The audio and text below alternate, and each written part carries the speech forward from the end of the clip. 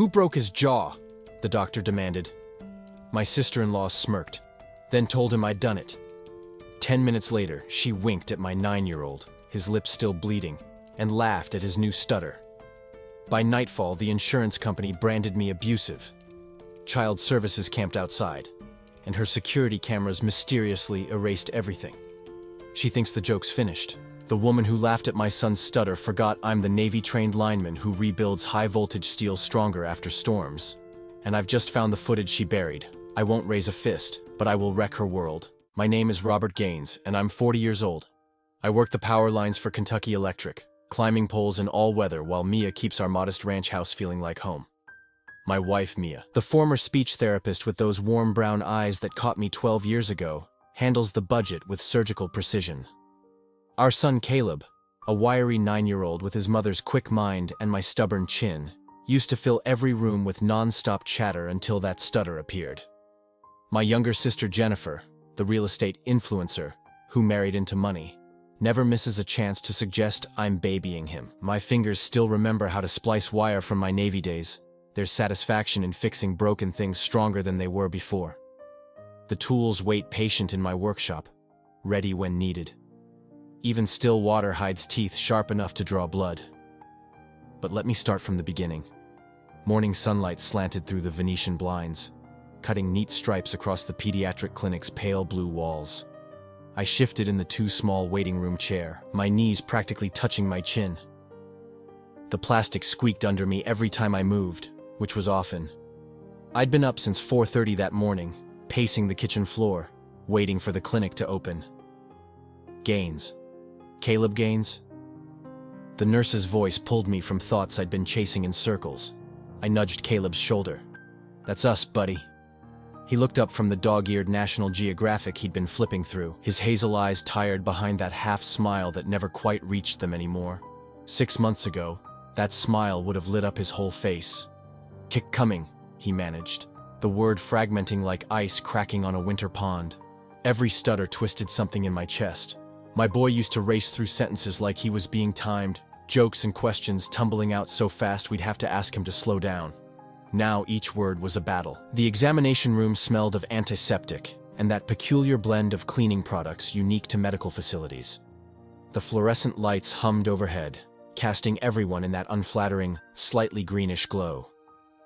Dr. Morales, a woman with salt and pepper hair cropped close to her scalp and reading glasses perched on her nose, greeted us with practiced warmth. "How's our patient today?" she asked, directing the question to Caleb.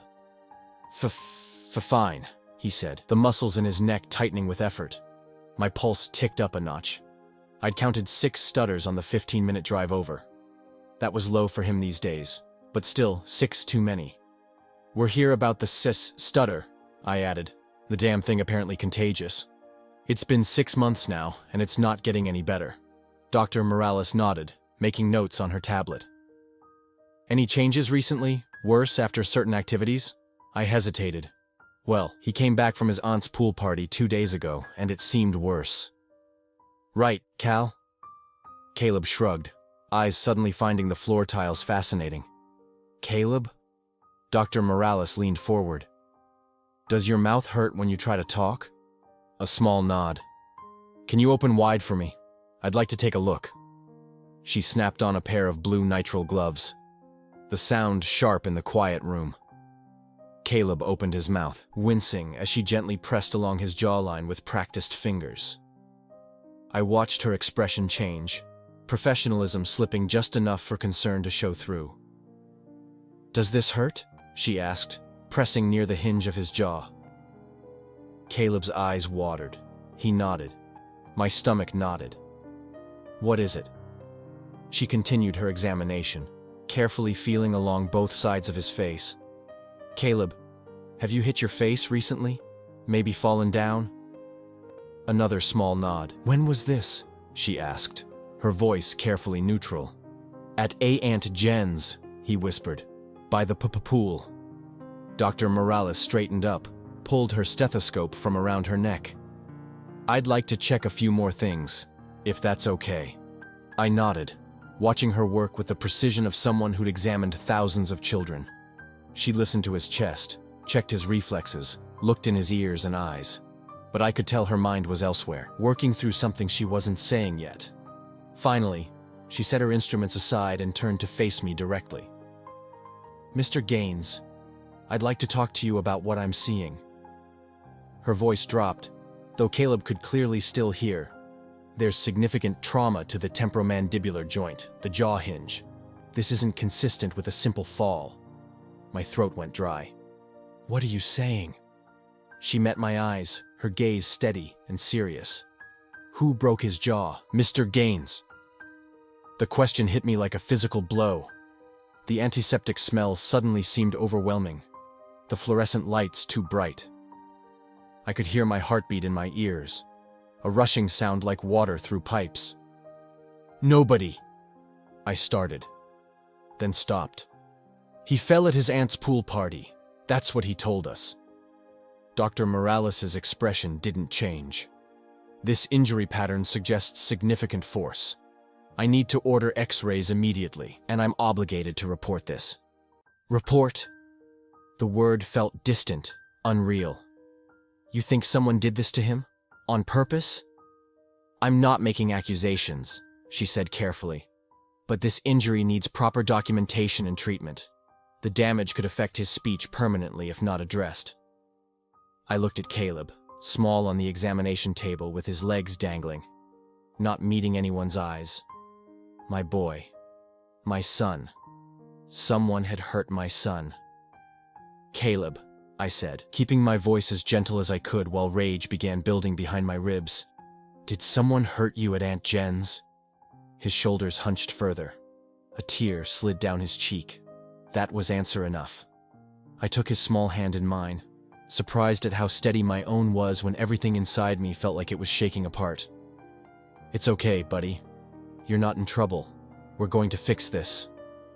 Dr. Morales was already on the phone, arranging for immediate X-rays. I barely heard her, my mind racing through possibilities, each worse than the last. Who would hurt a 9-year-old boy? Who would hurt my boy? I squeezed Caleb's hand gently, determination hardening inside me like concrete setting. Whoever had done this would answer for it. I'd make damn sure of that. We left the examination room 20 minutes later with X-ray orders and a referral to a specialist. As I helped Caleb into the truck, I could feel the question hammering in my head with each heartbeat. Which loved one could be the culprit? I gripped the steering wheel so tight my knuckles went white, navigating on autopilot toward my sister's neighborhood. The X-ray orders felt like they were burning a hole in my pocket. Caleb sat silent beside me, eyes fixed on the passing scenery. "You doing okay, buddy?" I asked, trying to keep my voice steady. He nodded without looking at me. "We're just going to talk to Aunt Jen about what happened. Nothing to worry about." Another nod. His silence was killing me. "Remember how you'd come home from school, and I couldn't get you to stop talking about dinosaurs for even 5 minutes?" The memory of his breathless excitement about velociraptor hunting patterns made my chest ache. 6 months of watching him struggle with that stutter had been hard enough. Now this.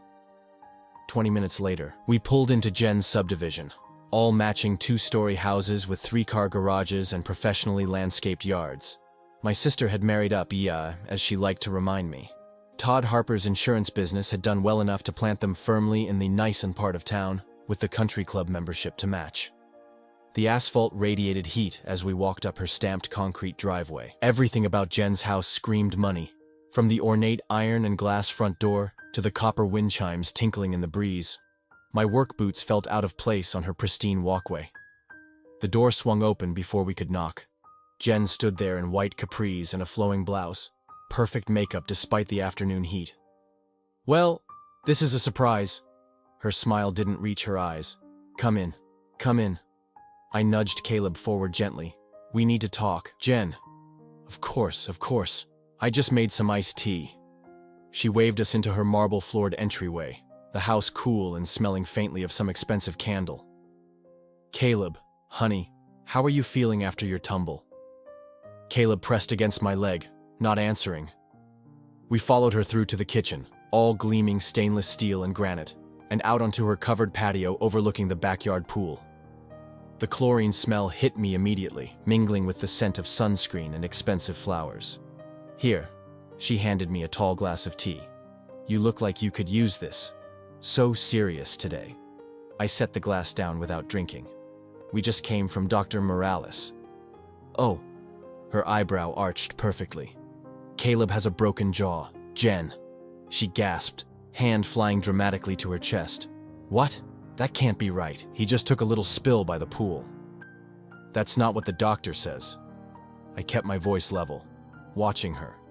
She says it looks like someone hit him. Jen's eyes narrowed for just a second before her expression melted into concern. Oh, Rob. That's ridiculous. He was chasing Zeus around the pool deck and slipped. You know how rambunctious that dog can be. On cue, her massive Great Dane came bounding around the corner of the house, barking at the sight of visitors. Caleb flinched behind me. Kids fall all the time, Jen continued, waving dismissively. Remember how many times you fell out of that tree in our backyard? Mom never rushed you to specialists. This isn't a scraped knee, Jen. His jaw is broken. Well, he hit the concrete pretty hard. She sipped her tea. These things happen. These things don't just happen, I said, feeling heat rise in my neck. The doctor says the injury pattern shows significant force. Jen rolled her eyes. So now I'm what? Abusing my nephew? Come on, Rob. You've always been paranoid when it comes to Caleb. Her words stung because they hit an old nerve. Mia had miscarried twice before Caleb came along. When he was finally born, everyone said I hovered too much, worried too much. Jen had made it a running joke at family gatherings. I'm not saying you did anything, I said, though the thought had crossed my mind. But someone did. And it happened here. At your pool party. You're being ridiculous. She knelt down to Caleb's level. Tell Uncle Rob what happened. You were running after Zeus, right? And you slipped. Caleb looked at the ground, not answering. See? He knows I'm right. Jen straightened, flashing that same empty smile. You're overreacting, as usual. My phone buzzed in my pocket. I pulled it out to see a text from Mia. How did it go with the doctor? Caleb needs rest. Don't push him too hard today. I took a deep breath. You have security cameras on the pool deck. I want to see the footage. Jen's smile faltered. Oh, those old things. The system overrode itself. Todd's been meaning to upgrade. Overrode itself, I repeated flatly. Technology, right? She laughed lightly. Always failing when you need it. But don't worry, I'll file the insurance claim for his treatment. It happened here, after all. My gut told me she was lying, but I couldn't prove it. Not yet. We need to get going, I said, putting my hand on Caleb's shoulder. Mia says he needs rest. Of course. Jen walked us back through the house. Don't worry so much, Rob. I'll take care of everything with the insurance. At the door, Zeus pushed his massive head between us, growling low in his throat. Caleb pressed closer to my side. Lighten up, big brother, Jen said as we stepped outside. It's not the end of the world. I opened my mouth to reply, but Zeus's barking drowned out whatever I might have said. Maybe that was for the best. As we drove away, I made a silent promise to myself. I'd get that security footage before nightfall, one way or another. Something wasn't right, and I wouldn't rest until I knew exactly what had happened to my son. I didn't buy Jen's story for a second. The moment Caleb was settled with Mia, I fired up my laptop at the kitchen table and typed out an email to Jen. Need to see the security footage from your pool deck. Dr. Morales says the injury isn't consistent with a simple fall. Let me know when I can come by to review it. Short and to the point. I hit send, then leaned back in my chair, listening to the old ceiling fan click with each rotation. It reminded me of summer nights in my grandpa's workshop. That same steady rhythm while he taught me how to strip copper wire with just the right touch. Some skills stay with you forever. Jen's reply came faster than I expected. So sorry, Rob. Like I said, the system overrode itself. Todd's been meaning to upgrade our security for months. I'll check with the neighbors, but I doubt their cameras reach our backyard. Don't worry. I'm filing the insurance claim first thing tomorrow morning. Caleb will be good as new. I read it twice, my jaw clenching tighter each time. The system conveniently overrode itself. Right. And I'm the Tooth Fairy's accountant. By the next afternoon, I was sitting in my work truck outside the county waterworks yard, drumming my fingers against the steering wheel. Lunch break was almost over, but I couldn't make myself go back in. My mind kept circling back to Caleb's jaw, to Jen's convenient excuses. The phone buzzed in my cup holder. Jen's name flashed on the screen. I let it ring 3 times before answering. Yeah? Rob. Good news. Her voice was chipper, like we were discussing weekend plans instead of my son's broken jaw. I just filed the insurance claim. They're processing it right now. The tightness in my chest eased a fraction. They're covering it. Of course! It happened at my house, so my homeowner's policy kicks in. The adjuster said it should be straightforward. I wanted to believe her. God, I needed to believe her. Caleb's surgery wasn't something we could handle out of pocket, not on a county waterworks salary. They'll need your signature on some forms, she continued. I'll email them over. Just sign and send them back, and we're good to go. That's great, Jen. Thank you. The words felt strange in my mouth. That's what family's for, right? I told you I'd handle it. After we hung up, I sat there listening to diesel engines idling in the yard, that familiar copper wire smell drifting through my open window. Summer heat leaked into the truck cab despite the shade I'd parked in.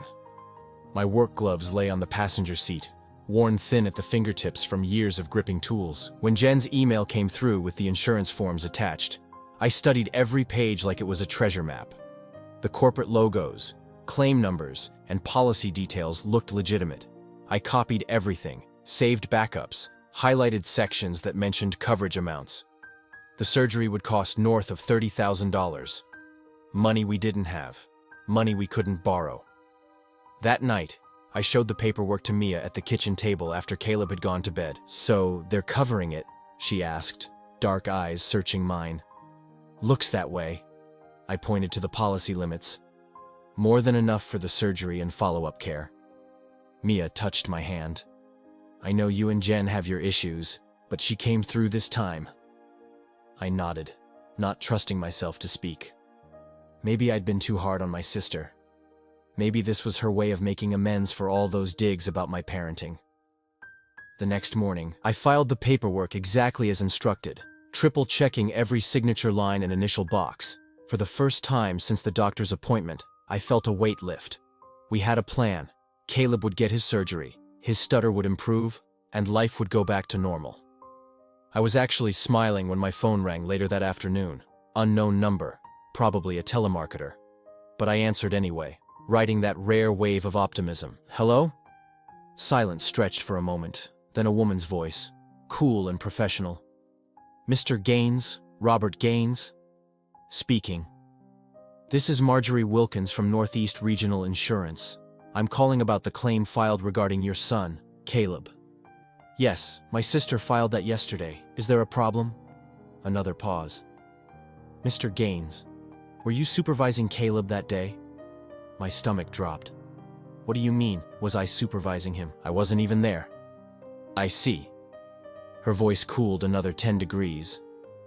According to the statement submitted by Jennifer Harper, you were present at her residence during the incident and failed to properly supervise your minor child, resulting in the injury. The words hit me like a live wire. That's a lie. I dropped Caleb off for her pool party. I wasn't there when he got hurt. Mr. Gaines, I should inform you that I'm Cheryl Dean, Senior Claims Adjuster. This call is being recorded for quality assurance. Any false statement could constitute insurance fraud. My coffee mug slipped from my hand, splashing hot liquid across the waterworks blueprints spread on my desk. Brown liquid seeped into the blue lines of the county's new drainage system. I'm not making false statements, I said, grabbing napkins while my coworkers turned to stare. My sister is... Caleb was injured at her house, under her supervision. I wasn't even there. That contradicts the written statement we have on file, sir. Papers rustled on her end. Ms. Harper's statement indicates you arrived early to pick up your son, were drinking a beer by the pool, and failed to intervene when Caleb was running unsupervised on the wet concrete. The room tilted sideways. I gripped the edge of my desk, leaving damp fingerprints on the wood. That never happened, I said. my voice barely above a whisper. I can prove it. I was at the hardware store when Jen called about the accident. I have the receipt, the security footage. Mr. Gaines, please understand that this triggers an automatic liability investigation. Until we determine the responsible party, all claims are on hold. My son needs surgery, I said, aware that half the office was watching me now. His jaw is broken. He can barely speak. I understand your concern, Geraldine said in a tone that suggested she absolutely did not. But we have procedures to follow. You'll receive formal documentation of the investigation shortly. In the meantime, I recommend consulting with your own insurance provider. The call ended. I sat there, coffee dripping onto my work boots. The familiar waterworks office, suddenly alien territory. Everything okay, Rob? My supervisor, Dave, stood in the doorway, eyebrows raised. Family emergency, I managed. Need to take the rest of the day. He nodded, no questions asked. That's what I'd always loved about this job. The quiet understanding among men who worked with their hands. Problems came, you fixed them, you moved on. But this, I didn't know how to fix this. By 10 that night, our kitchen had become a war room. Mia sat at the table, scrolling through our insurance policy on her laptop. I paced between the refrigerator and the sink, 8 steps one way, 8 steps back. We need to be strategic, Mia said, tucking a strand of chestnut hair behind her ear.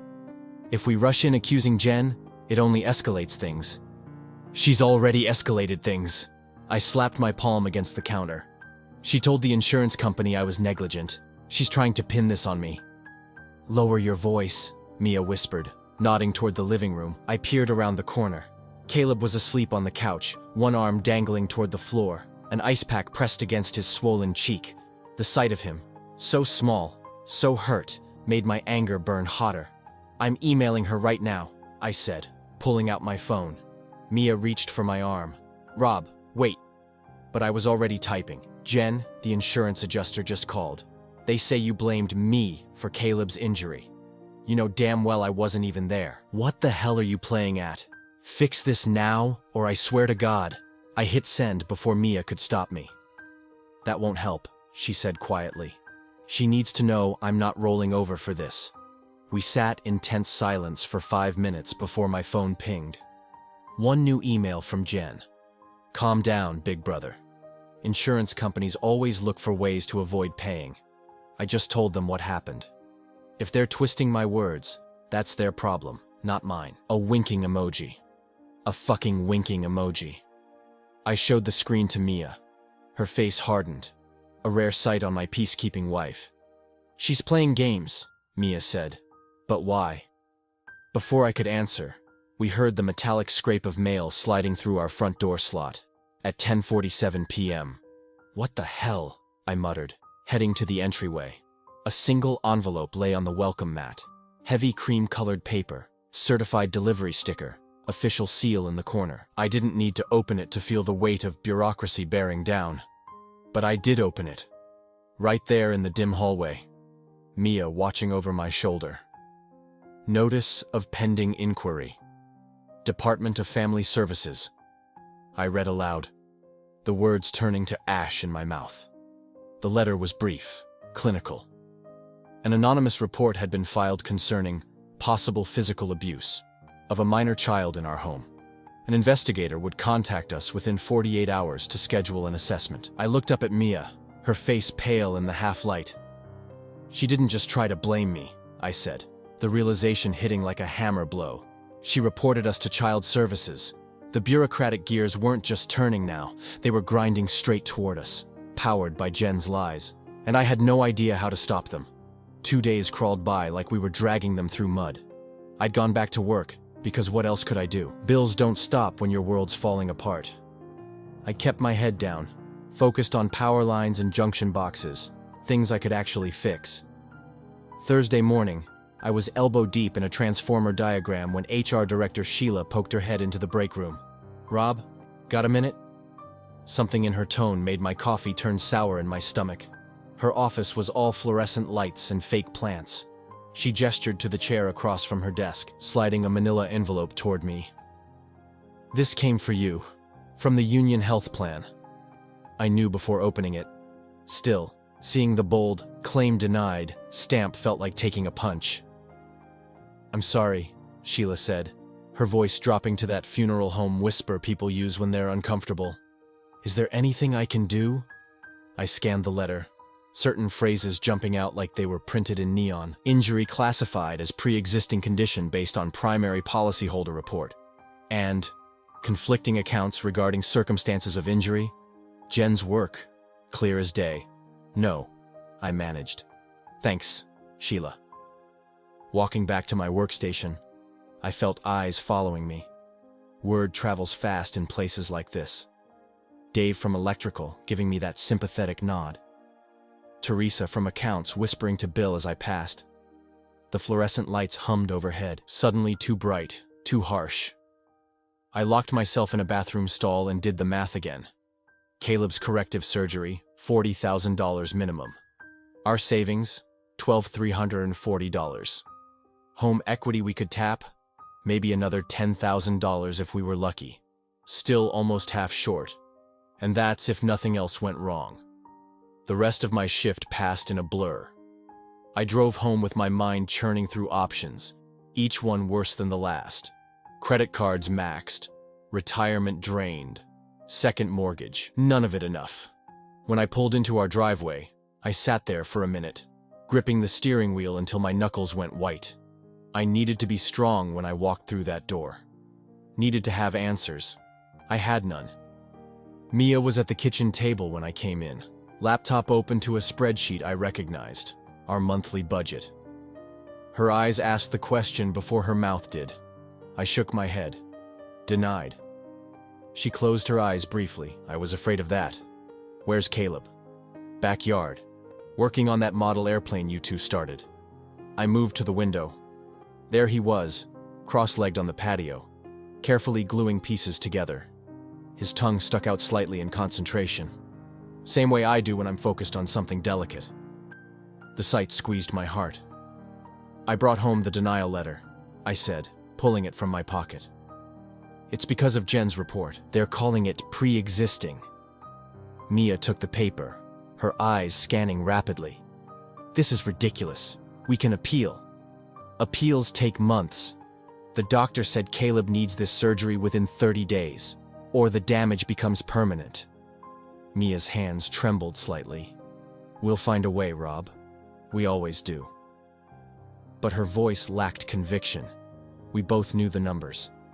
I headed out back, needing to see my boy, needing to remind myself what I was fighting for.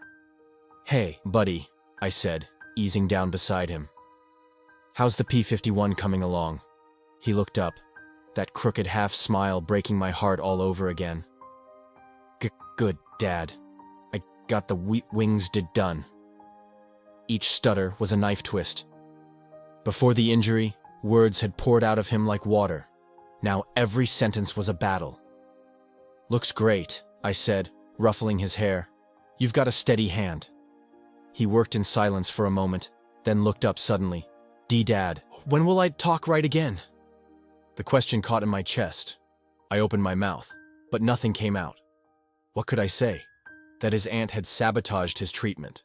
That we couldn't afford to fix what someone else had broken. "Soon," I finally managed. "We're working on it."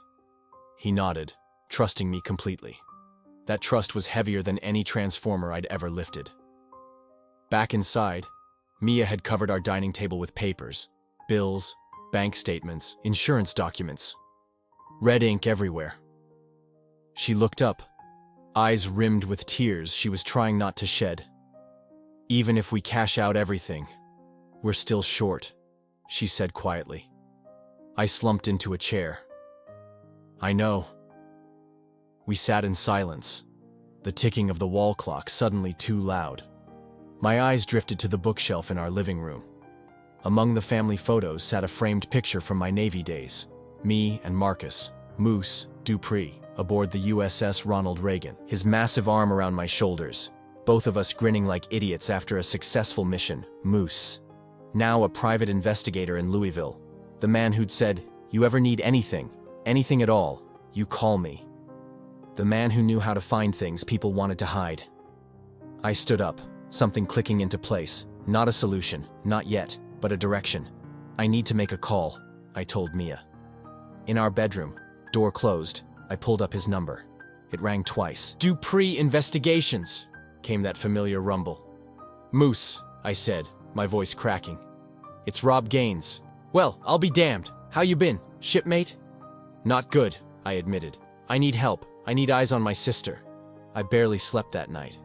Just laid there staring at the ceiling fan making lazy circles, thinking about Caleb and the surgery clock ticking down. Mia breathed softly beside me, but I knew she wasn't sleeping either. The weight between us was too heavy. First hint of daylight hadn't even cracked the horizon when I heard the rumble of an engine outside. I slipped out of bed and padded to the front window. A massive black Dodge Ram had pulled into our driveway, its engine cutting off with a low growl. Even in the pre-dawn gloom, I'd have recognized that silhouette anywhere. 6'4", barrel-chested, moving with the steady purpose of a battleship. Marcus Moose, Dupree had arrived, and just seeing him there brought the first flicker of hope I'd felt in days. I opened the front door before he could knock. The porch light caught his salt and pepper beard, and the ever-present stogie clenched between his teeth. "Damn, Gaines," he rumbled. "You look like hammered shit." I couldn't help the tired laugh that escaped. "Good to see you too, Moose." His handshake was like grabbing onto an anchor. Solid, dependable. The scent of cigar smoke and cologne wrapped around him like an aura, mixing with the morning dew. For a second, I was back on the Reagan, 22 years old with my whole life ahead of me. "Thanks for coming," I said, my voice rougher than I intended. He nodded once, serious now. "When you called, I heard it in your voice. Same tone as that night in Bahrain." I remembered. He'd pulled me out of that bar fight before those contractors could do worse than break my nose. I owed him then. The debt had only grown over the years. "Come on in," I said, stepping back. "Coffee's on." He followed me inside, moving with surprising quietness for such a big man. In the kitchen, he set down a sleek aluminum case on the counter, his portable workstation. The latches clicked open with surgical precision. "Tell me everything," he said. No preamble, start to finish. So I did. The stutter, the pool party, the doctor's discovery, Jen's lies, the insurance denial. All of it tumbling out in the pre-dawn quiet of my kitchen. Moose didn't interrupt, just nodded occasionally, his eyes never leaving mine. When I finished, he pulled a small notebook from his jacket. "Your sister-in-law, full name, address, workplace." I gave him what he needed. His pen scratched across the paper, quick and efficient. The boys who were there, her twins, Jason and Jeremy, 16. He nodded. "I'll need to talk to Caleb, gently." I hesitated. "He's been through enough." "I know, brother. Trust me." His eyes softened slightly.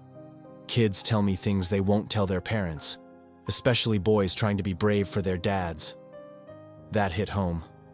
I nodded reluctantly. Mia appeared in the doorway, wrapped in her robe. I made introductions, watching relief wash across her face as she shook Moose's hand. Another adult in our corner. Someone who might actually help. By the time Caleb shuffled into the kitchen, rubbing sleep from his eyes, the sun had finally broken the horizon. Birdsong filtered through the open window, and somewhere down the street, garbage trucks rumbled on their morning rounds. "Caleb," I said gently. "This is my friend Marcus. He was in the Navy with me." Caleb looked up at Moose with wide eyes. You're really big." Moose chuckled, crouching down to Caleb's level. "That's why they call me Moose. Your dad used to say I was part grizzly bear." That earned a shy smile from Caleb. Something eased in my chest, seeing it. "Hey, buddy," Moose said, voice gentler than I'd ever heard it. "Your dad says you got hurt at your aunt's house. Think you could tell me about that day?" Caleb glanced at me, uncertain. I nodded encouragement. "It's okay, son. Marcus is here to help us." Slowly, haltingly, Caleb told his version. The pool party. His cousins following him inside. Something about a game they wanted to play. Then pain. waking up with his jaw hurting. Real bad. While he talked, Moose pulled out his phone, tapping notes. When Caleb mentioned the twins laughing afterward, Moose's eyes flicked to mine. A message passed between us without words. "Mind if I take a look?" Moose asked, gesturing toward Caleb's jaw. Caleb nodded. Moose's big hands were surprisingly gentle as he tilted Caleb's face toward the light. I saw him note the yellowing bruise, the slight swelling still visible. "You're being real brave, kiddo," Moose said. "Like your dad was, back when we served together." Caleb straightened a little at that. Dad says I'm too tough." "Your dad's right," Moose ruffled his hair. "Now, how about you show me that model airplane your dad mentioned while I was driving here?" After breakfast, Moose laid out his plan. "I'll dig into your sister-in-law's social media, check which security vendors service her neighborhood, pull her credit card charges from the day of the party." He ticked each item off on thick fingers. People leave digital footprints everywhere these days. "How long?" I asked. "Give me 12 hours, he stood, gathering his equipment. "I've got contacts at the insurance company too. Might find who put pressure on the adjuster." For the first time in days, I felt something like hope. Moose was a bulldozer, methodical, unstoppable once he got moving. "I don't know how to thank you," I said as I walked him to his truck. He clapped a heavy hand on my shoulder. "You already did. Bahrain, remember? I still got all my teeth because of you." The day crawled by. I tried to focus on normal things, helping Caleb with his model, fixing the leaky kitchen faucet, anything to keep my hands busy. But my phone burned in my pocket. Checked every 15 minutes for updates. It was nearly midnight when it finally buzzed. Mia had gone to bed. Caleb too. I was alone in the living room, pretending to watch a baseball game I didn't care about. A text from Moose. "You'll want to see these." Then an image attachment icon. My thumb hovered over it, dread drilling deep into my gut. Whatever Moose had found, there'd be no going back once I saw it. My hands shook as I opened the attachment. It was just a thumbnail preview, but even at that size, I could make out the unmistakable shape of a pool cue held high. My stomach dropped like I'd missed a step in the dark. "Mia!" I called out, voice cracking. "Mia, wake up!" She stumbled into the living room, hair mussed from sleep. "What's wrong?" I just held up my phone, unable to speak.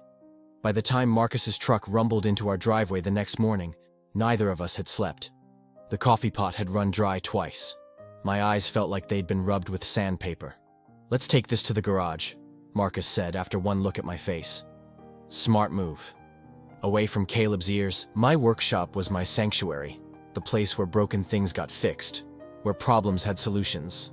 The smell of sawdust and motor oil usually calmed me. Not today.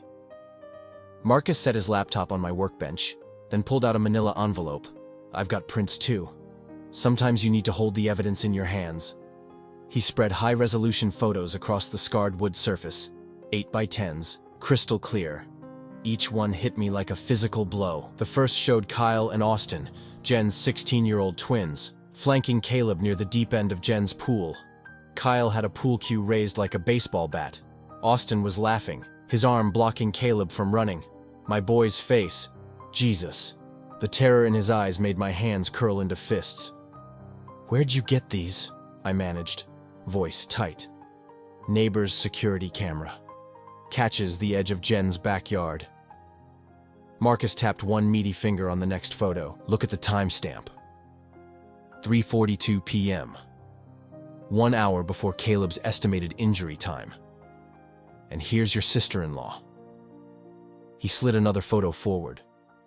There was Jen, lounging on a deck chair not 30 feet away, some fruity cocktail in hand. Close enough to see everything. Close enough to stop it. I tasted something metallic, fear or rage. I couldn't tell which. My mouth had gone bone dry. "There's more," Marcus said quietly. The next series showed the twins herding Caleb toward the pool house. In the last shot, the door was closing behind them. "The camera doesn't catch inside the pool house," Marcus explained. "But according to the medical report, that's where it happened." I picked up the first photo again, studying Kyle's face, the smirk, the casual cruelty. I remembered him as a toddler, How I'd taught him to skip stones across the lake at our family reunions. When had he turned into this? Ever notice how your nephew's got a brand new dirt bike? Marcus asked, pulling out his phone. Both of them do. Purchased 2 days after Caleb's injury. Cash transaction. But I found the delivery record. He showed me the invoice. Jen's signature, 2 Yamaha YZ125s, nearly 15 grand total. Hush money, I whispered. That'd be my guess. Marcus leaned against the workbench, and now she's trying to pin it all on you. My knuckles whitened around the photos. I wanted to drive straight to Jen's house, kick in her door, and make her confess. Make the twins confess. Record it all.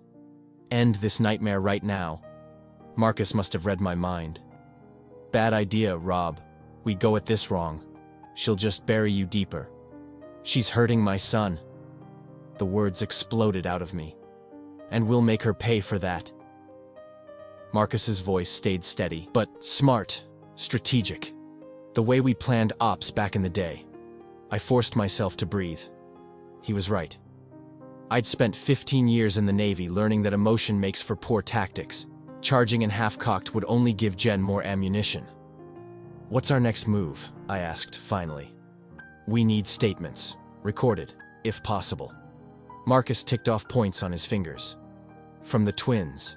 From anyone else at that party. We need medical experts to confirm the injury matches what we're seeing in these photos. I nodded, gathering the photos into a neat stack. And Rob? Marcus's voice dropped lower. We need to be ready for her to escalate. She's already shown she'll lie to insurance, to family services. This is gonna get uglier before it gets better. I pulled an empty folder from my workbench drawer. With a black Sharpie, I wrote War Chest across the tab, then slipped the photos inside. Let her try, I said. She's messing with the wrong family. Marcus's phone buzzed. He checked it, then looked up at me with a grim smile. My buddy at the insurance company came through. Guess who's been leaving voicemails for your claims adjuster? Jennifer Harper. 3 calls this week alone. I added the information to my folder. Evidence, ammunition, the beginning of justice. We use this wrong, Marcus warned. She'll bury you deeper. I closed the folder with a snap. Then we'll use it right. Saturday rolled around with a vengeance. The July heat pressed down like a hot iron, making the asphalt shimmer outside Motorsport Madness on the edge of town. I'd been sitting in my truck for 20 minutes, air conditioning fighting a losing battle against the noon sun, when Marcus tapped my window. They're inside, he said, sliding into the passenger seat, both of them, drooling over accessories. I nodded, adjusting my baseball cap lower over my eyes. You sure about this? Recording app's ready to go. Marcus patted his phone in his shirt pocket. Just need to get them talking. My stomach twisted into a familiar knot. The same one I'd felt before every dangerous repair job on the carrier, when one wrong move meant lights out. But this wasn't about me. This was about Caleb. Let's do it, I said. We crossed the baking parking lot, the heat rising through my boot soles. Just as we reached the entrance, Kyle and Austin emerged, laughing about something. They each pushed gleaming new Yamaha dirt bikes, the metallic blue paint catching the sun like water. Price tags still dangled from the handlebars. I stepped directly into their path. Nice bikes, boys. The twins froze. Kyle recovered first, his cocky smile sliding back into place. Uncle Rob, what's up? Austin shifted his weight, eyes darting between his brother and me. Despite being mirror images of each other, both lanky with shaggy blonde hair, I could always tell them apart. Kyle led, Austin followed. Kyle had clear skin. Austin had acne spotting his cheeks, and that ridiculous hoop earring Jen had let him get for his 16th birthday. Those are some expensive rides, I said, nodding at the bikes. Must have cost a pretty penny. Mom bought them, Kyle shrugged. Early birthday present. That right? I stepped closer. Funny timing, right after Caleb's accident. The word hung in the air between us. Austin's eyes dropped to the pavement. Don't know what you're talking about, Kyle said, but his voice had lost its edge. Marcus moved to block their escape route to the parking lot. We've got pictures, boys, from the pool party. Kyle's face paled slightly beneath his summer tan. Whatever, man. We didn't do anything. Then why'd your mom buy you 15 grand worth of dirt bikes? I asked. letting some of my anger show. That's a hell of a birthday present. She just wanted to, Austin mumbled. I locked eyes with Kyle. I know what happened in that pool house. I know you hurt my son. He fell, Kyle insisted, but his voice cracked. Cut the crap, I said, stepping even closer. Your mom paid you off to keep quiet. That's why you got these bikes. The bravado was crumbling now. I could see it in their eyes, that moment when teenagers realize they're not as clever as they thought. Look, Kyle said, lowering his voice, it wasn't even that bad. Mom said he's a crybaby anyway. My chest hollowed out. Hearing those words, the casual cruelty, made me want to grab him by his collar. Instead, I took a deep breath. My son has a broken jaw, I said evenly. He can barely talk. We were just messing around, Austin offered, fidgeting with his bike's handlebar. Mom said we needed to toughen him up a little. Marcus shifted position slightly, angling his phone toward them. So, your mom knew what happened? Yeah, she was right there, Kyle said with a dismissive wave. She saw him crying and told us to take him to the pool house, show him how to man up. And then she bought you these bikes to keep quiet about it. I finished. Kyle shrugged. She said it would be better if everyone thought he just fell, less drama that way. She gave us cash, Austin added. Said we earned it for helping Caleb grow a spine. Something cold and hard settled in my stomach. They weren't just covering for themselves. They were proud of it. In their minds, they'd done nothing wrong. You know this is going to come out, I told them. All of it. The truth always does. Kyle's smirk returned as he swung his leg over his bike. Good luck proving it, old man. It's your word against Mom's. They kick-started their bikes, the engines roaring to life. The smell of exhaust mixed with the hot asphalt as they backed away from us. You might want to enjoy those bikes while you can, I called after them. They might be evidence soon. Austin looked momentarily uncertain, but Kyle just laughed and revved his engine. They peeled out of the parking lot, spinning gravel behind them. You think that got it? I asked Marcus as the noise faded. He pulled out his phone, tapped the screen, and nodded. Every word. Good, I said, watching the twins disappear down the road. We're proving it tonight. Marcus and I walked into the precinct the next morning. The fluorescent lights buzzed overhead, making everything look harsh and washed out. The place smelled like coffee and disinfectant, reminded me of the Navy ship's medical bay, only with more paperwork. You sure about this? Marcus asked, his voice low. Once we file this report, there's no going back. I nodded, clutching the folder with our evidence. I'm done playing defense. Time to make her answer for what she did. The desk sergeant directed us to Detective Raul Alvarez in family crimes. He was a stocky guy with close-cropped black hair flecked with gray. His sleeves were rolled up, revealing forearm tattoos that looked military. I recognized the anchor, Navy man, like me, Mr. Gaines. He extended his hand. Detective Alvarez, let's talk in the interview room. The room was small, with just a table and 4 chairs. No two-way mirror like on TV, just blank walls and a camera in the corner. Alvarez offered us coffee, which we both accepted.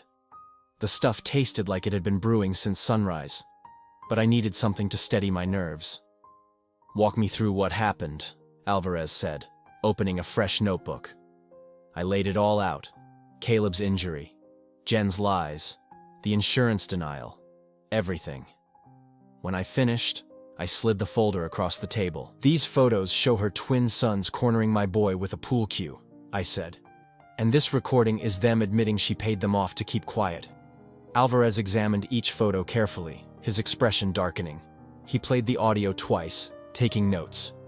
Your sister-in-law orchestrated this? He asked, though it wasn't really a question. Yes. And when the doctor found the broken jaw, she blamed me. Filed false insurance claims, reported me to family services. Alvarez nodded, his pen scratching against the paper. You have the denial letter from your insurance.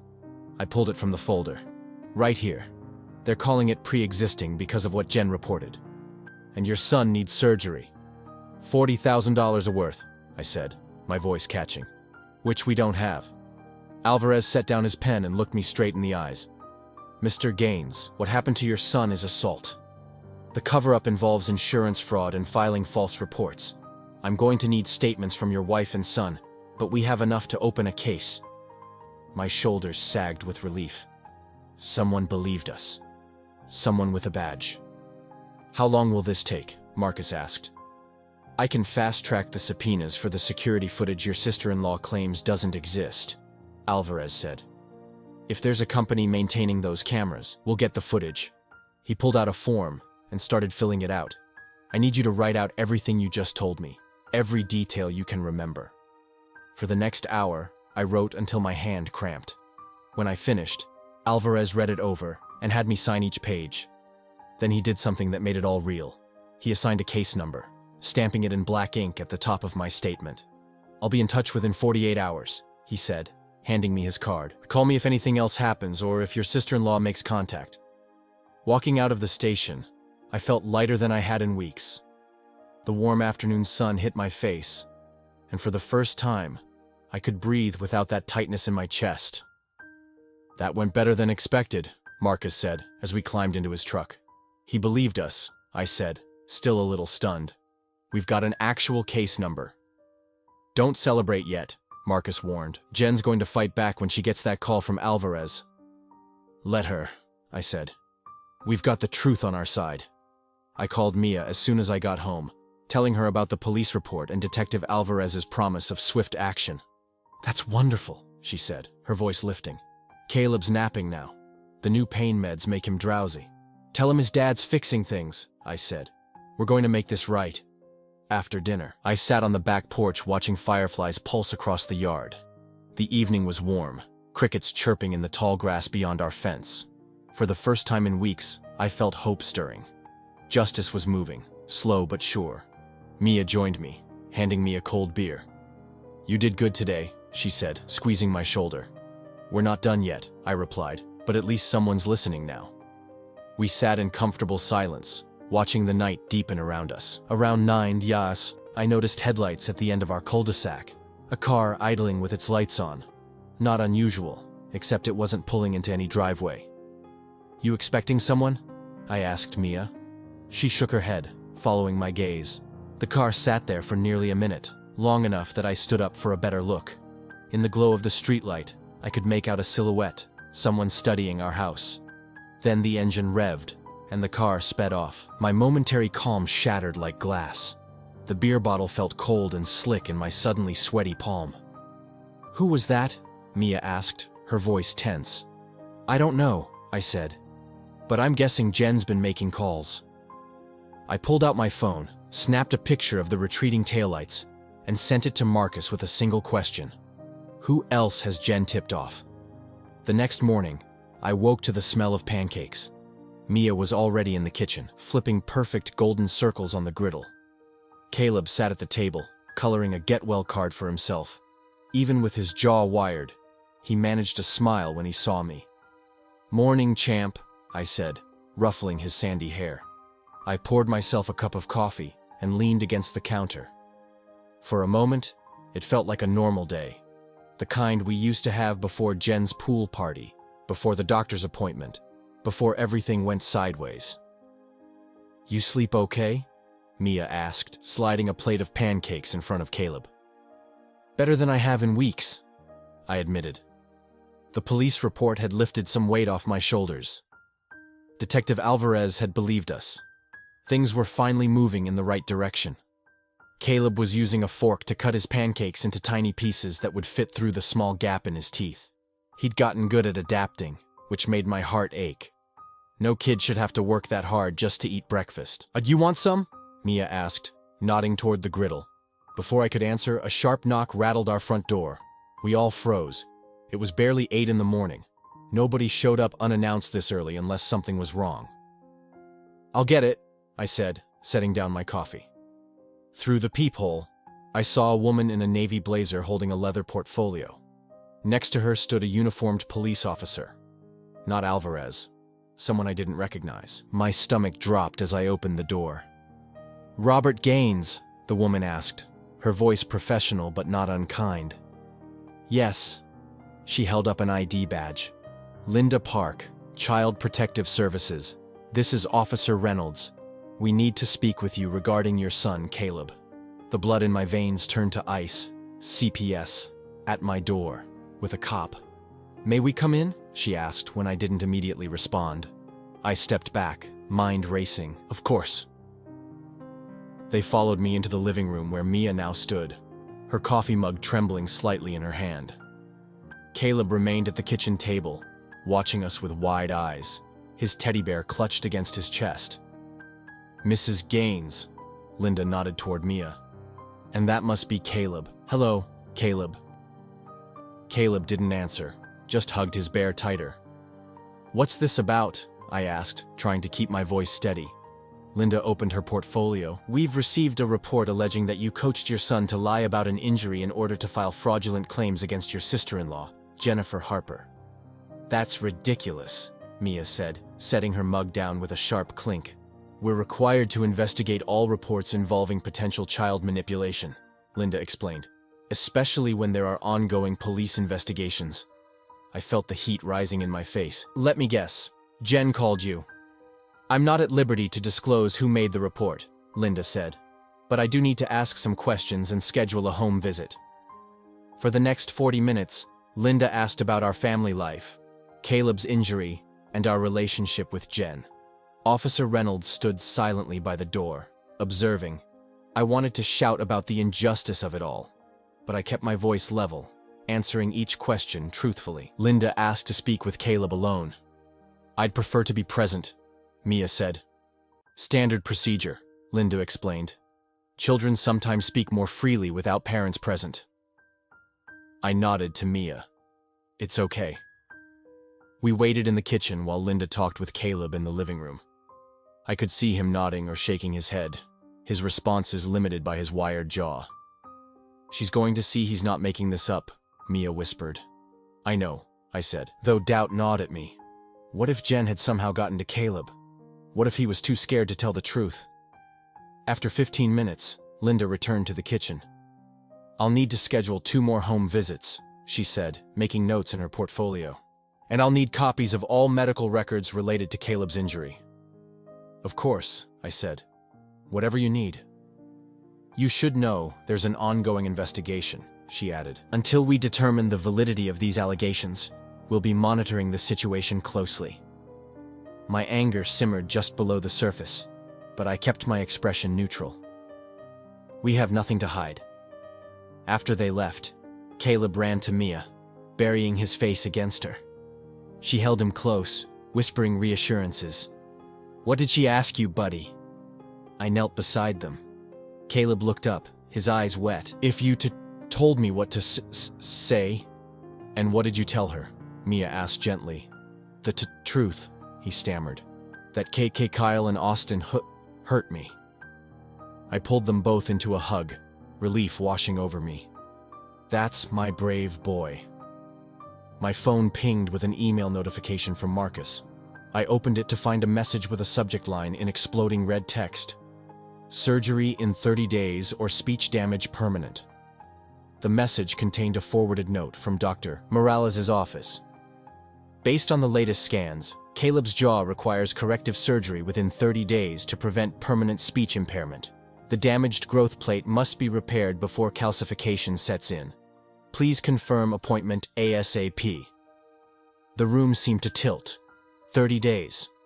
We had 30 days to clear our names, get the insurance to pay, or somehow come up with $40,000. I walked to the refrigerator where our family calendar hung. Grabbing a red marker, I circled the date exactly 1 month away. The marker squealed against the glossy paper as I pressed harder than necessary. 30 squares stared back at me, bleeding red ink. 4 days after the child services visit, I found myself hunched over Marcus's desk in his cramped office. The space smelled of coffee grounds and printer toner, with case files stacked in precarious towers along the walls. The only light came from his computer screen, casting our faces in a ghostly blue glow. You look like hell, Gaines, Marcus said, not looking up from his keyboard. Feel worse, I admitted. I hadn't slept more than 3 hours a night since Linda Park's visit. Every time I closed my eyes, I saw that red circle on our calendar, like a target on my son's future. "How's the little man holding up?" Marcus asked. I rubbed my eyes. "His stutter's getting worse. Speech therapist said the longer we wait for surgery, the harder it'll be for him to recover fully." Marcus nodded grimly and kept typing. His thick fingers moved with surprising speed across the keyboard, pulling up database after database. We'd been at it for hours, digging through every public record connected to Jen. "You ever wonder why your sister-in-law's so hell-bent on making you the bad guy?" Marcus asked. "Besides being a vindictive witch." I sighed. "Mia thinks it's because I called her out last Christmas when she left the twins alone to go party. CPS got involved then too." "Grudges run deep in family," Marcus muttered. "Remember how I told you my Navy buddy had connections? Turns out those connections ran deeper than I thought. Marcus had access to legal databases I didn't even know existed, courtesy of some judge he'd helped years back." "Hold up," Marcus said suddenly, his voice sharpening. "I think I found something." I leaned forward, my heart quickening. "What is it?" "Case number from the county court. Harper, Jennifer versus St. Mary's Hospital." He squinted at the screen. "Filed 2 years ago, settled out of court. Records sealed." Sealed? Why would a hospital case be sealed? Marcus's eyes met mine. "Usually means minors involved, or somebody paid good money to keep it quiet." My mouth went dry. "Can you get in?" "Not without tipping our hand." He tapped a few more keys. "But I can pull the initial filing before it got sealed."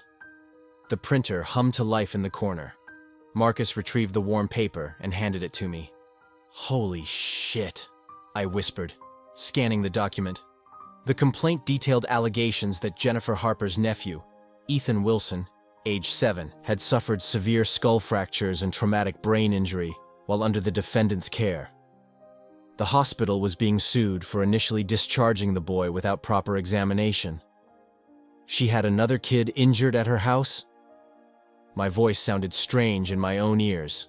Not just injured. Skull fractures, Rob. Marcus's voice was grim, and she settled, quick and quiet. I remembered Ethan, Jen's sister's kid. He'd moved away with his mom shortly after what Jen had called a bad fall. We never heard much about it. "This is a pattern," I said, the realization hitting me like a physical blow. "She's done this before." Marcus nodded slowly. "And if we can get these records unsealed, the court will see it too." "How do we do that?" "Subpoena. But you'll need to convince a judge there's relevant evidence in those sealed records." I stood up, suddenly energized. "Let's do it. Now." "It's almost midnight, Rob." "I'll file first thing tomorrow. Every day counts." Marcus printed out the subpoena forms and walked me through filling them out. By the time we finished, the office window showed the first hint of dawn. "Get some sleep," Marcus said, clapping my shoulder. "Court clerk's office opens at 8. I nodded, though I knew sleep wouldn't come. Not with this new knowledge burning in my brain. The next morning, I was waiting when the courthouse doors opened. The clerk's office smelled of dust and old paper, with fluorescent lights that made everyone look sickly. I handed over the subpoena request to unseal Jen's settlement records. The clerk, a middle-aged woman with reading glasses hanging from a beaded chain, reviewed the paperwork with maddening slowness. "Reason for request?" she asked without looking up. "Evidence of pattern behavior in an ongoing child endangerment investigation," I said, the words rehearsed but no less true. She nodded, seemingly satisfied, and reached for her stamp. The heavy thunk as it hit the paper was the most satisfying sound I'd heard in weeks. "Judge Watkins will review this. You'll be notified within 3 business days." "Thank you," I said, tucking the receipt into my pocket. As I walked down the courthouse steps, a familiar black SUV caught my eye. It was parked across the street, engine idling. Behind the tinted windows, I could just make out Jen's silhouette, her face partly visible as she adjusted her sunglasses. When she saw me looking, she smiled. That same cold smile I'd seen at the pool party. Then she raised her hand in a little wave before pulling away from the curb. She knew I was here. She knew what I was doing. And somehow, she'd been waiting for it. 3 days crawled by like an eternity. I kept checking my phone for updates on the subpoena, jumping every time it buzzed. Mia and I took turns sitting with Caleb during his speech therapy sessions. The therapist, a kind woman with infinite patience, kept telling us how brave he was, how hard he was working despite the pain. He's making progress, she'd say. But once the surgery corrects the structural issues, we'll see real improvement. That Thursday morning, I was at work when Mia called. Her voice was strange, pitched too high. "Rob, the hospital just called. They need us to come in." "Did they move up the surgery date?" I asked, hope flaring. "No," she said, and the single word landed like a stone. They said it's been canceled." "What? Why?" "They wouldn't say over the phone. Just that we need to speak with the surgical coordinator." I didn't even bother clocking out. Just told my supervisor it was a family emergency and bolted. 40 minutes later, I was screeching into the hospital parking lot, where Mia waited by the entrance, her face pale. "They said we requested it canceled," she said as we hurried inside. "That's impossible. We'd never—" The surgical coordinator's office was on the 3rd floor. Miss Velasquez, a thin woman with sharp eyes, greeted us with professional detachment. "Mr. and Mrs. Gaines, thank you for coming in. I understand you have questions about the cancellation." "We didn't cancel anything," I said, struggling to keep my voice level. "There's been a mistake." She tapped at her keyboard. "According to our records, we received a signed consent withdrawal yesterday afternoon." She swiveled her monitor toward us. "This is your signature, isn't it, Mr. Gaines?" I stared at the document on screen. There it was. My name, signed with the little hook I always put on the R. Except I hadn't signed it. Not ever. "That's forged," I said, my blood running cold. "I never signed that." Miss Velasquez's expression didn't change. "Sir, falsifying medical documents is a serious accusation."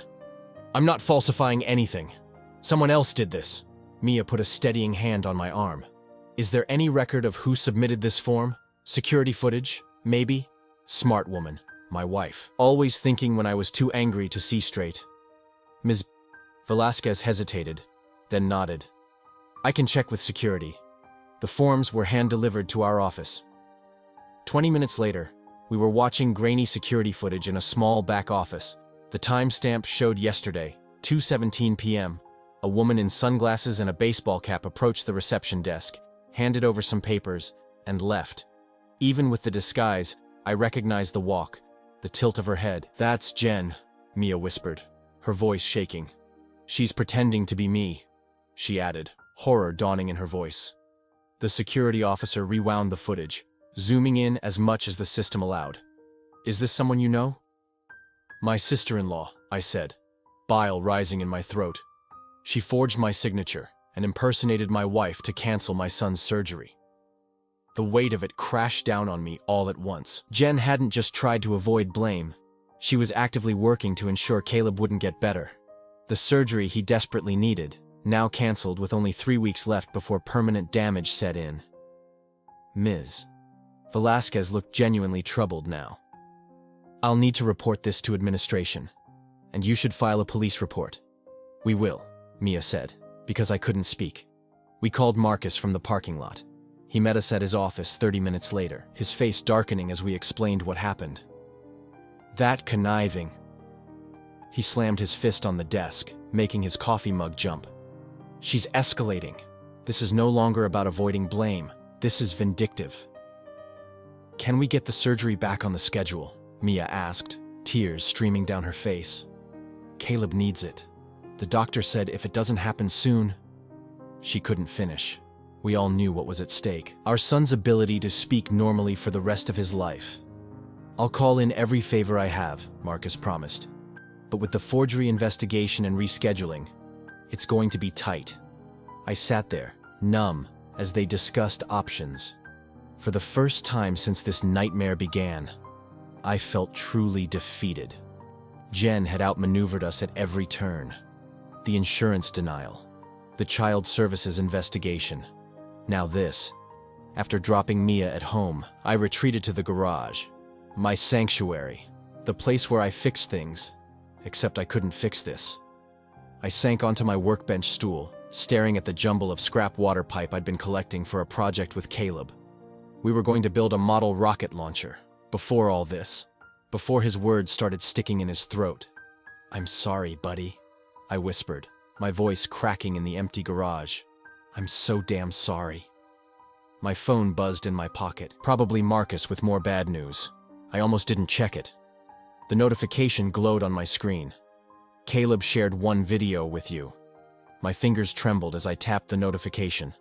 The video opened, filling my phone screen with crystal clear footage of Jen's backyard pool deck. The timestamp matched the afternoon of the party, just before Caleb's injury. I cranked the volume, barely breathing. Caleb stood backed against the pool fence, his small face twisted with fear. Jen's twins, Kyle and Austin, circled him like sharks, a pool cue passing between them. My boy's eyes darted back and forth, looking for escape. Then Jen walked into frame, martini glass in hand. She should have stopped it. Any decent adult would have. Instead, she smiled. "What's going on, boys?" "Nothing, Mom," Kyle said, hiding the cue behind his back. "He's being a baby again," Austin added, jerking his thumb at Caleb. Jen took a sip, ice cubes clinking. "Well, toughen the crybaby up a little. Your uncle babies him too much." She walked away, leaving my son at their mercy. The twins grinned at each other, emboldened. "Hear that, Stutter boy?" Kyle taunted, poking Caleb with the cue. "Mom says you need toughening up." What happened next made my stomach heave. Austin grabbed the cue, swung it like a baseball bat. Caleb ducked, but the follow-through caught him square in the jaw. The crack was audible. My boy dropped to his knees, hands clutching his face, blood seeping between his fingers. Jen's voice called from off-camera. "Keep it down, would you? I'm on the phone." The video ended there. I sat frozen. Phone gripped so tight I'm surprised the screen didn't crack. Rage and heartbreak warred inside me. But cutting through it all was something else. Fierce, burning pride. My boy, my clever, brave boy had recorded the whole thing. I played it again, watching the timestamp in the corner. This was from Jen's own security system, the one she claimed had mysteriously overwritten itself. Somehow Caleb had accessed the footage and saved it before she could delete it. I found him in his bedroom, sitting cross-legged on his bed with his tablet. "Can you fix it now, Dad?" he asked, the words struggling past his injured jaw. I knelt beside his bed, taking his small hands in mine. "How did you get this, buddy?" He gave me that half-smile that broke my heart and made it sore at the same time. I saw Aunt Jen to type the password. I air doctor dropped it to my cloud." I gathered him into my arms, careful of his jaw, and held him tight. "You're the bravest kid I've ever known," I whispered. "And yes, we're going to fix it now." I called Marcus immediately. He arrived 20 minutes later, cigar clenched between his teeth as he watched the video on my laptop. "This is it," he said, rewinding to watch the critical moment again. "This is our smoking gun." "Is it enough?" Mia asked, her voice tight with hope. Marcus nodded. "More than enough. The timestamp. The clear audio. This is admissible evidence. And with that malpractice case I found, we've got a pattern." "I want to take this to Detective Alvarez right now," I said, already texting him. Marcus replied, thumbs flying across his phone screen. "He's waiting for us at the station." Detective Alvarez's face remained professionally neutral as he watched the video, but I caught the tightening around his eyes, the slight clench of his jaw. "You said there was a previous incident," he asked when it finished. Marcus slid a folder across the desk. "Sealed malpractice settlement from 2 years ago. Another nephew. Similar accident at Jen's house. Skull fracture that time." Alvarez leafed through the papers, nodding slowly. "I'm going to need a copy of this video and all related materials. I'll take it to the DA tonight and request an emergency hearing for tomorrow morning." "How fast can we get Caleb's surgery back on the schedule?" Mia asked. "Once we have a court order establishing the fraud, very quickly," Alvarez assured her. He turned to me. "This is solid evidence. Mr. Gaines, your sister-in-law committed multiple felonies here. Child endangerment, insurance fraud, forgery of medical documents." The weight that had been crushing me began to lift. "So, what happens now?" I'll fast-track a court order linking this video to the previous malpractice case. Judge Garland is on call tomorrow. She doesn't mess around when it comes to cases involving children. Alvarez stood, extending his hand to me. The judge will see this in the morning. Be ready. I shook his hand, then turned to Caleb, who'd been sitting quietly beside Mia. I knelt down to his eye level and took his small hand in mine. You hear that, buddy? The nightmare ends tomorrow. Caleb nodded, his eyes shining with trust that nearly broke me all over again. I squeezed his hand gently, making a silent vow that I wouldn't let him down. The county courthouse hadn't changed since my last jury duty 5 years back. Same scuffed wooden benches, same portrait of some long-dead judge with eyes that followed you, and the same fluorescent lights that made everyone look half dead. But I'd never sat on this side of things before, with everything that mattered hanging on a judge's decision. The courtroom was packed shoulder to shoulder. Word travels fast in a small town when there's blood in the water. I caught sight of neighbors, co-workers from the waterworks, even my old high school baseball coach. Their eyes darted between me and Jen like they were watching some kind of twisted family tennis match. Marcus sat beside me at the plaintiff's table, his massive frame making the wooden chair look like doll furniture. Mia had stayed home with Caleb. No need for him to relive this nightmare in public. All rise for the Honorable Judge Lorraine Garland, the bailiff called out. Judge Garland swept in, tall and commanding in her black robes, silver hair pulled back in a perfect bun, bifocals perched on her nose. She had a reputation for running a tight ship and an even tighter schedule.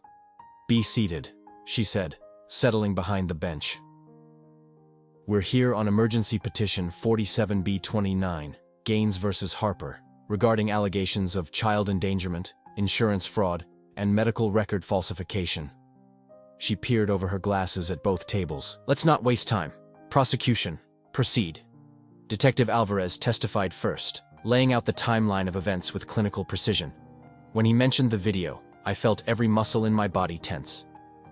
Your Honor, we'd like to present Exhibit A, the prosecutor said, nodding to the court clerk. The lights dimmed. My heart hammered against my ribs like it was trying to escape. On the projection screen, there was my son, cornered against the pool fence, Jen's twins circling him like sharks. The pool cue raised, the sickening crack as it connected with his jaw. Gasps rippled through the courtroom. Someone behind me whispered, "Jesus Christ." I couldn't look at the screen. Instead, I watched Jen. For the first time since this nightmare began, her perfect mask slipped. Her eyes widened, darting around the courtroom like a trapped animal. Her attorney, some slick guy in a suit that probably cost more than my truck, half rose from his chair. Your Honor, we had no knowledge of this recording. We need time to authenticate. The metadata and timestamps have already been verified by our technical team, Alvarez cut in. And there's more, Your Honor.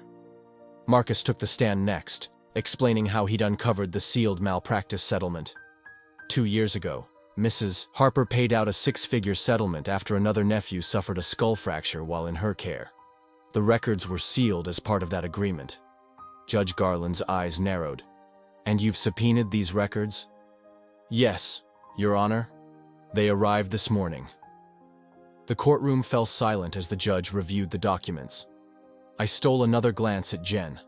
The smirk that had been plastered on her face for weeks was gone, replaced by something hard and cold. Mrs. Harper, Judge Garland said, looking up from the papers.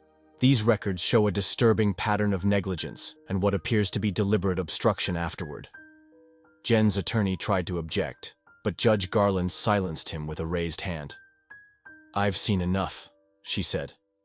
We'll take a 30-minute recess, after which I'll deliver my ruling. The gavel came down with a crack that echoed through the suddenly silent room. As everyone filed out, I felt a strange emptiness. For weeks, I'd been running on rage and fear. And now that we were almost at the finish line, I didn't know what to feel. Marcus clapped a hand on my shoulder. We got her. Rob, it's over. I nodded, but couldn't find words. I needed some air. In the hallway outside the courtroom, I leaned against the wall, closing my eyes for just a second. The cool plaster felt good against my back. Reminded me of pressing against the cinderblock walls at the waterworks during summer heat waves. Those simple days felt a lifetime ago now. You son of a bitch. I opened my eyes to find Jen standing inches away, her face twisted with fury. You think you've won, she hissed, low enough that only I could hear. You're nothing but a glorified repairman. You always were. I said nothing, which only seemed to infuriate her more. You'll regret this, she whispered, leaning in close enough that I could smell her expensive perfume. When I'm done with you, she never finished. 2 security officers appeared, gently but firmly pulling her back. Ma'am, you need to step away, one said. Jen's lawyer materialized, taking her arm. Jennifer, not here, he muttered, steering her away. The bailiff appeared at the courtroom door. Judge Garland is returning. All parties, please resume your seats. Marcus found me in the hallway. Oh, you okay? I nodded, straightening my tie. Let's finish this. We filed back into the courtroom, the tension thick enough to cut with a knife. Judge Garland's face revealed nothing as she took her seat. The bailiff's voice rang out, official and final. All rise, verdict imminent. The courtroom held its breath as Judge Garland settled her reading glasses on the bridge of her nose. I felt Mia's fingers digging into my arm, her grip tightening with each passing second. In the matter of the state versus Jennifer Harper, Judge Garland began, her voice carrying that particular weight that comes with changing lives forever. This court finds sufficient evidence to proceed with formal charges of felony child endangerment and insurance fraud. The words hung in the air for a heartbeat before the courtroom erupted.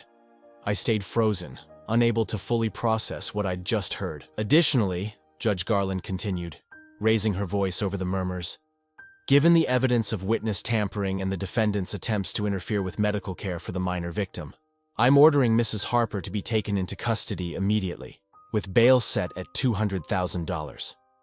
Jen's face drained of color. For a woman who'd spent her life controlling every situation, watching her world collapse was like witnessing a building implode, everything crumbling inward at once. Your Honor, her attorney protested, but the judge silenced him with a look. Officers, please take the defendant into custody. 2 uniformed deputies approached Jen. The metallic click of handcuffs echoed through the suddenly quiet courtroom.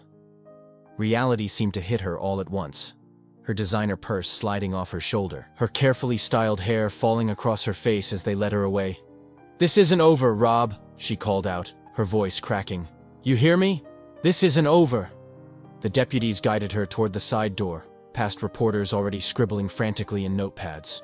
Marcus, always thinking ahead, had his phone out, discreetly capturing everything. Evidence, he'd call it later. Insurance against whatever came next. I felt a small hand slip into mine. Caleb, my boy. His eyes were wide, taking everything in. But there was something else there too. Relief. Maybe even the beginnings of healing. Is it done, Dad? He asked, his stutter less pronounced than I'd heard in months. I knelt down, putting us eye to eye. The worst part is, buddy, she can't hurt you anymore. He nodded solemnly, then surprised me by throwing his arms around my neck. I held him tight, feeling his small frame against mine, the trembling that had been there for so long finally starting to subside. Mia joined our huddle, her eyes wet, but her smile genuine. Let's go home, she whispered. We gathered our things, shaking hands with our attorney and Detective Alvarez. Marcus hung back, watching the room with the careful eye of someone who's seen too many battles to celebrate before the smoke clears. You did good, Navy, he said, clapping my shoulder. But this ain't quite over. I nodded, understanding what he meant. The legal fight might be won, but the ripples would keep spreading. As we pushed through the courtroom doors, the hallway beyond looked like a media circus had set up shop. Microphones, cameras, reporters calling out questions. Mr. Gaines, how does it feel to see your sister-in-law charged? Was this a case of family revenge? What about the other child who was injured in Mrs. Harper's care? The questions came like machine gun fire. I pulled Caleb closer to my side, feeling his body tense against mine. This wasn't what I wanted for him, to be paraded in front of strangers. His pain turned into tomorrow's headline. "No comment," I said firmly, trying to carve a path through the crowd. Marcus moved ahead of us, his bulk creating a human shield. "Make way, folks. Family coming through." The courthouse steps seemed a mile away. Every flash of a camera reminded me of lightning during storm season. That moment of blindness before you know if the power line's been hit. You ever been caught in that kind of storm? Where you can feel the electricity in the air before it strikes? "Just keep walking," Mia murmured, her hand on Caleb's shoulder. We were halfway to the doors when I noticed a news van from Channel 8 parked at the curb. Its satellite dish extended like some alien antenna. The logo brought back a sour memory. They'd been the ones who'd run that first piece questioning my parenting after Jen's initial accusations. A cameraman spotted us, nudged his reporter, and they both pivoted in our direction. The camera lens swung toward us, toward Caleb, with the predatory focus of a hawk spotting a field mouse. Caleb, can you tell us how you feel about your aunt going to jail?" The reporter called out, pushing forward. I saw the panic flash across my son's face, his hand instinctively going to his jaw where the pain had lived for so long. Without thinking, I stepped between him and the camera, blocking the shot with my body.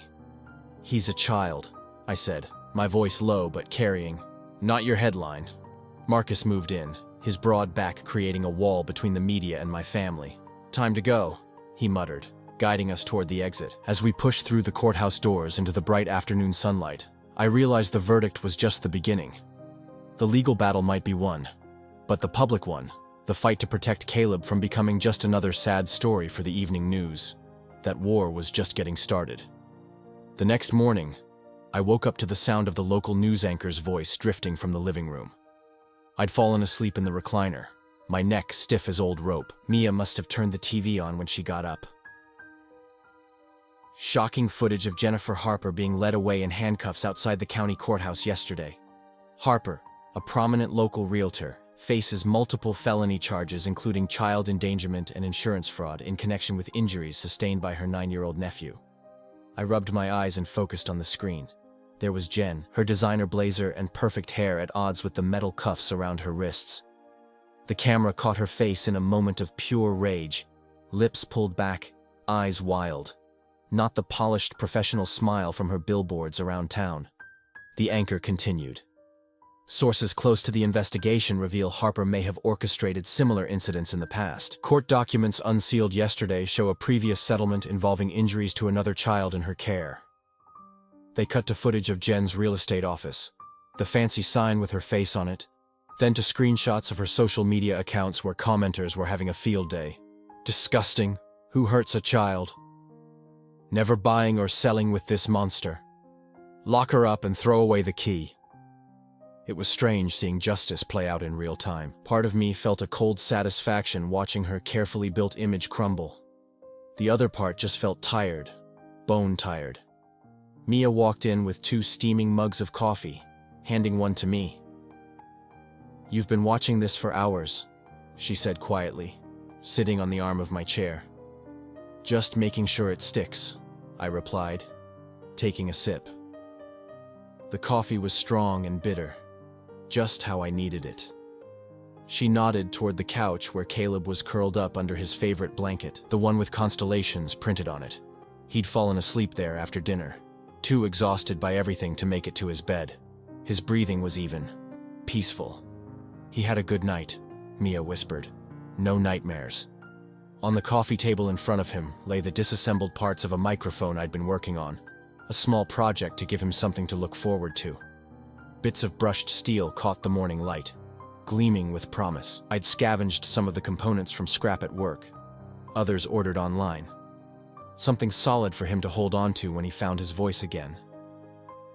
The news switched to a segment showing Jen's twins being escorted into school by their father, heads down, avoiding cameras. Then it cut to a statement from Sunshine Cosmetics announcing they were dropping Jen as a sponsor for her real estate blog. A scrolling ticker at the bottom noted her neighborhood HOA had requested her immediate resignation as community liaison. I hit mute, not wanting to wake Caleb with this garbage. The silent footage continued playing. Jen's face, the courthouse, reaction shots from neighbors claiming they always knew something wasn't right with that woman. How fast they turn, Mia observed, watching the parade of former friends distancing themselves. People don't like being fooled, I said. Makes them feel stupid. She ran her fingers through my hair, her touch gentle. 8 days till surgery. Think we'll make it without any more surprises. The number hung in the air between us. 8 days. The countdown that had been ticking in my head since the doctor first mentioned the window closing on Caleb's best chance for recovery. 8 days for something else to go wrong. For Jen to pull some last-minute stunt from whatever lawyer she'd hired. Marcus says the DA's pushing for no bail, I told her. She's not getting out anytime soon. Mia nodded, but I could see the worry lines around her eyes hadn't eased. We'd been living on the edge for so long. Neither of us knew how to relax into good news. Caleb stirred on the couch, his eyes fluttering open. He looked at us, then at the TV where the muted images of his aunt still played. "Is she really gone?" he asked, his voice small but clearer than it had been in months. "She's gone, buddy," I assured him, "and she can't hurt you anymore." He nodded, pulling the blanket tighter around himself. Good. My phone rang, the vibration buzzing against the coffee table. Unknown number. My stomach clenched. These days, unknown numbers usually meant more complications. "Hello?" I answered, bracing myself. "Mr. Gaines? This is Melanie from Dr. Saunders' office at County General," came a crisp, professional voice. "I'm calling about Caleb's surgery." My heart dropped. Here it comes, I thought. Another delay, another hurdle. "Yes?" I managed to say, catching Mia's anxious glance. "We've had an unexpected opening in the operating room schedule. Dr. Saunders wants to know if you can bring Caleb in tomorrow morning at 6 a.m. instead of waiting until next week." I nearly dropped the phone. "Tomorrow? You mean the surgery can happen tomorrow?" "Yes, sir." "Can you make that work?" I looked at Caleb, at the microphone parts waiting to be assembled, at Mia's suddenly hopeful face. "Yes," I said, my heart hammering against my ribs. "Yes, we'll be there at 6 a.m. sharp." The hospital parking lot was still dark when we pulled in, headlights sweeping across empty spaces. I killed the engine but sat there for a moment, my hands gripping the wheel so tight my knuckles went white. "We're here," Mia whispered, reaching over to touch my arm. Caleb was in the back seat, bundled up in his jacket, eyes wide but determined. We'd been up since 4:30, moving through the house like ghosts, speaking in hushed tones as if anything louder might jinx what was about to happen. The pre-dawn air hit cold as we walked toward the hospital entrance, Caleb between us, his small hand warm in mine. The automatic doors whispered open, releasing a wave of that unmistakable hospital smell, antiseptic and floor cleaner with undertones of something else I couldn't name. Remember those middle-of-the-night watches on the carrier? That same hollow feeling in your gut when you're waiting for something important, but there's nothing you can do to speed it up. That's what was churning inside me. Check-in was a blur of clipboards, insurance cards, and consent forms. Before I knew it, they were wheeling Caleb away on a gurney, his brave little wave nearly breaking me in half. 4 to 6 hours, the nurse told us with a practiced smile. The waiting room is just down the hall. 6 hours. Might as well have said 6 years. Marcus showed up 20 minutes later, 2 black coffees in hand, still wearing yesterday's clothes. The man had stayed up all night keeping tabs on Jen's case, making sure nothing fell through the cracks. "Thought you could use this," he said, handing me a steaming cup. "It's the good stuff, not that vending machine piss." "You didn't have to come," I told him, but we both knew I was grateful. Like hell I didn't. He settled his big frame into one of those uncomfortable plastic chairs. "Besides, I want to hear the kid's first clear sentence." The waiting room clock ticked so damn slow it seemed to be moving backwards. I paced until Mia grabbed my hand and pulled me down beside her. "You're making me dizzy," she said, squeezing my fingers. We took turns getting more coffee, flipping through ancient magazines, and staring at our phones. Marcus stepped out twice to take calls. Once from Detective Alvarez with an update on Jen's case. Once from his office. Both times he came back with a thumbs up. No complications on the legal front. At hour 4, I couldn't sit anymore. Back to pacing, counting ceiling tiles, watching the second hand drag its way around the clock face. The beeps and murmurs of the hospital faded into white noise, punctuated by occasional announcements over the PA system. "Mr. and Mrs. Gaines?" I spun around so fast I nearly knocked over a lamp. A woman in blue scrubs stood in the doorway, surgical mask hanging around her neck. "I'm Dr. Chen," she said, extending her hand. "Caleb's surgery went very well." My knees almost buckled. Mia was suddenly beside me, her fingers digging into my arm. "The procedure was successful?" I asked, needing to hear it again. Dr. Chen smiled, giving us a confident thumbs up. "Very successful. We were able to realign the jaw perfectly and secure it with titanium plates that will dissolve as he heals. Barring any complications, his speech should return to normal once the swelling subsides." Mia started crying, silent tears streaming down her face. I wasn't far behind, my vision blurring as I shook the surgeon's hand. "When can we see him?" Mia asked. "He's in recovery now. Give us about 30 minutes, and a nurse will come get you." Those 30 minutes were the longest of the day. When we finally got to Caleb's room, he was groggy, his jaw wrapped in bandages, but his eyes found us immediately.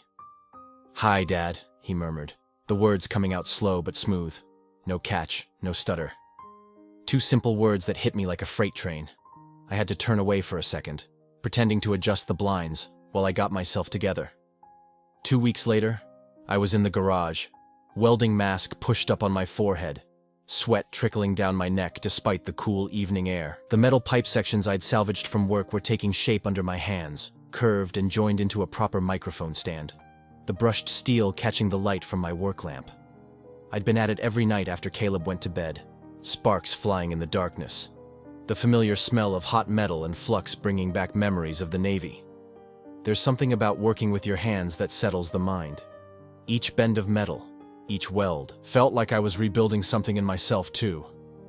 The microphone head I'd ordered online sat on my workbench, waiting to be attached. Next to it, in a simple black frame, was Caleb's cracked jaw X-ray, a reminder of what we'd been through, what we'd overcome. Mia appeared in the doorway, holding an envelope. "This came for Caleb today," she said, handing it to me. "From school." I wiped my hands on a rag before opening it. Inside was a letter inviting Caleb to MC the upcoming school talent show. "They want him to introduce all the acts," Mia said, her eyes bright. "His speech therapist recommended him, said it would be good practice." Pride swelled in my chest. "When is it?" 2 weeks from Saturday." I looked at the nearly finished microphone, then at the X-ray. Perfect timing. Mia ran her fingers along the smooth metal of the stand. "He's going to love this." "Hope so," I said. "Figure he deserves something special for his first time back on stage."